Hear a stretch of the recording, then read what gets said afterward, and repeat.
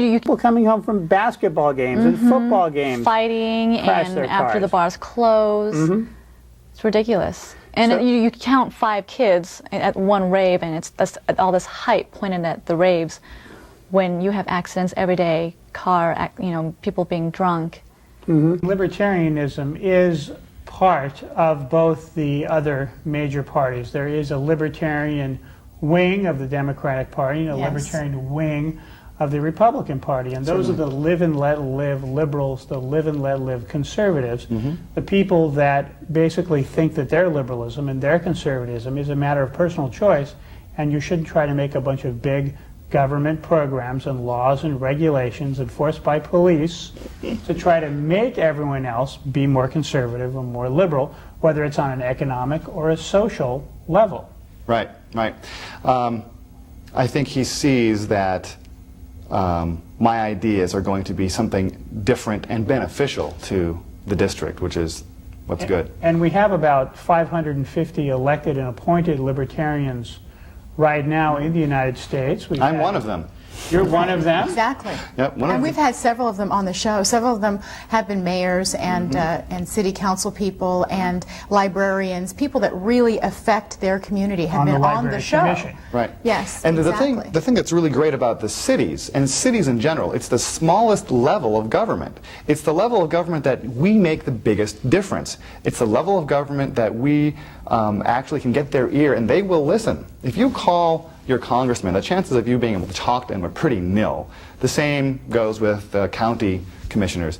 However, the city council members, who you can go and speak to directly at every council meeting, they're there and they will listen, and they call you back because they can. It's a small enough unit, a small enough geographical and population unit that they can actually, they care about what you say. So it's the level of government that libertarians find the least offensive. You know, it's one that we actually agree with in many ways. You have to run a community. You need a police department. You have to have fire department and ambulance services and garbage services. And it makes sense to have some central government in a small community help with those things. This is always why you want to have the federal government in charge of the least amount of things, because you can influence and talk to those people who are elected at the federal level least. On the local level, you can actually go out to your city council and speak to people. And we've had many libertarians elected to city councils and mayors of somewhat large towns. Bonnie Flickinger was the mayor in Moreno Valley. Art Olivier was the mayor of Bellflower. We've had Sandy Webb, who was the on the city council in Simi Valley. So we've had quite a few, and there are many more being elected all the time. Tom Tryon is the county supervisor here in California, and we also have a district attorney here in California as well. I think there are 47 district attorneys, and our district attorney that's a libertarian was just re-elected for the second time? Second time, right. And you used to have something called bagatorials, which were I have a book of those at home, and I think a lot of people would remember these because people used to talk about them. I used to hear about them and read them, and I thought they were wonderful. And I guess I heard you speak at a libertarian convention or a tape of it, and you said that when it was classified, or when you'd published a book of these bagatorials, it was classified as libertarian literature by the Library of Congress. And is that when you decided to look into the Libertarian Party?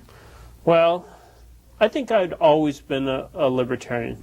That if you go through and you say, okay, what do you believe on? It's obvious that more freedom for people is better than less freedom. And you look at the choices, and maybe you read Ayn Rand when you're in high school or something, and it just made sense that people ought to govern themselves as much as possible. So I was never registered as a libertarian until we ran Proposition 28 on the California ballot 3 years ago. So tell us about that. You tried to repeal what affectionately came to be known as the meathead tax. Can you explain a little bit about what that was and why you tried to recall it? Sure. This is a kind of a shaggy dog story. I'll make it short. Rob Reiner wanted to be a big deal in politics. And so what he did is said, I really want to do something for young kids. That early childhood development is so important. But that's going to take funding. So he went through Sacramento and tried to get funding. Nobody could do that. He went on the Today Show, and longtime politician saw him and says, I got just the idea. We'll put a cigarette tax and an early childhood development thing together. It's a winner on the ballot. And so that was in November of 1998. Mm-hmm. Well, it passed by only a few thousand votes. And so we put something on the ballot just to repeal the amount of the tax. Mm-hmm. And so we went out, and with only about $100,000, we went against $15 million of Rob Reiner and the state's money. Mm-hmm. And we ended up getting about 3 cents a vote. Okay, so you think the guy's a big loser. Loses 72% to 28%. In this election, if we get the same number of votes, I'll be your next governor. And sounds good to me. As governor of the state of California, what kinds of ideas do you have? What sort of things do you want to implement? And what changes would you make? And what makes you think that you would be a better governor than Gray Davis? There's a couple of things to that. First, if anybody became governor in California, the first thing to do is figure out, okay, what's really important? What's really important, I think, to California is the fact that California has priced itself out of the market compared to other states. If you wanted to employ people, if you wanted to start a business here, you'd think, okay, should I be doing it here or in Nevada? And say, well, Nevada's a lot cheaper. I had to go to Nevada. That's a bad situation for the state to get itself in. It's a competitive world, and it doesn't make sense that we pay more in taxes and we get less in services. And forget looking at conventional media. Because conventional media doesn't tell you the truth anymore. You know, it's pretty much government controlled. You know, you can put out a press release, and the government can put out a press release, and the media just runs the press release. You know, they're just a puppet or mimic of the government. And if you want to get away from that and really learn the truth of what's going on, you have to get on the internet and get into the modern age. The internet is the way to freedom. But even the government today, through the Patriot Act, they're trying to control the internet as well.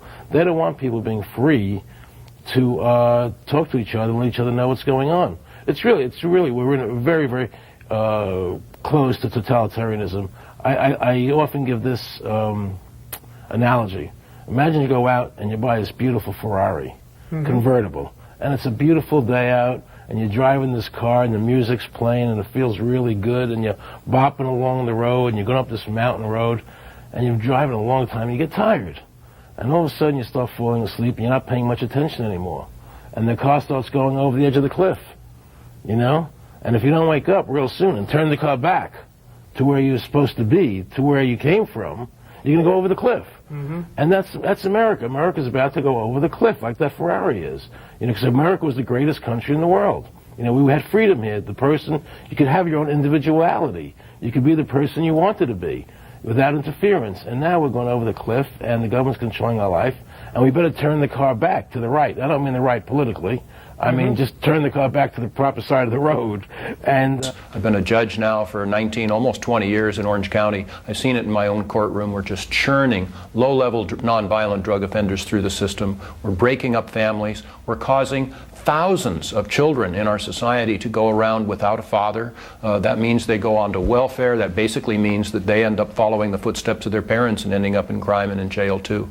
We have plenty of money in our society. We're misspending that money. We're devoting it much too much to punitive measures.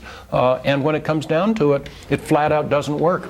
We must end up understanding that we cannot control what people put into their bodies, nor should we. That is not a criminal justice issue. Ask Rush Limbaugh, ask Robert Downey Jr., ask Betty Ford. I mean, it makes as much sense to me to put Robert Downey Jr. in jail for his seemingly cocaine problem as it would have Betty Ford in jail for her alcohol problem, or Rush Limbaugh for this seemingly OxyContin or whatever.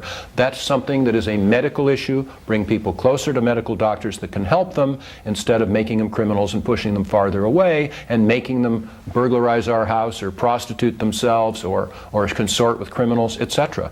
The trick is, and we libertarians know this, and this shouldn't be a secret, and it's becoming less so, the trick is